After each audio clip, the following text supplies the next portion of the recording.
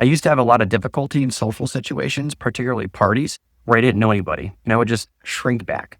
That changed for me one night in college when I received a phone call from my friend Sean. I promptly ignored it because I'd already told him I was staying in for the weekend, going to play video games with my roommate, and we were going to do nothing. We were going to lay low and just hang out. Well, he calls again, and I ignore it. He calls again, and I realize this is going to continue unless I pick up the phone. What's up, dude? Hey, man, can we borrow your extra keg-tap? Ours broke. Oh, yeah, I mean, you could send somebody over and then come get it. No, man, like, we're too hammered.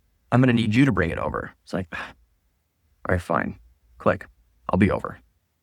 So I go over in my pajamas, and I'm greeted at the door with thunderous applause and cheering because I had just come to save the party, right? So I march in, I get the tap working, I start pumping beers, and like the conversations are flowing.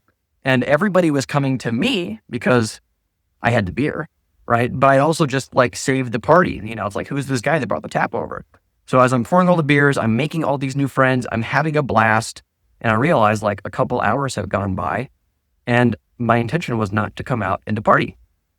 I didn't have a drop of beer that night. I did go back home, but I carried that forward with me because I realized how much fun it was to play host, basically. And I was the one pouring the beers. People were coming to me and they were breaking the conversation. And I had a great time not being the one that had to instigate it.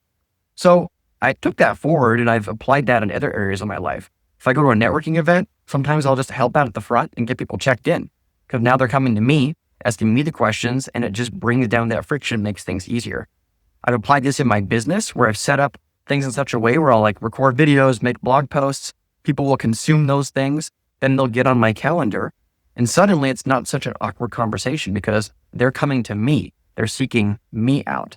And it's just funny to think back that it all started from a party that I didn't want to go to with a keg tap and serving people a buttload of beer, right?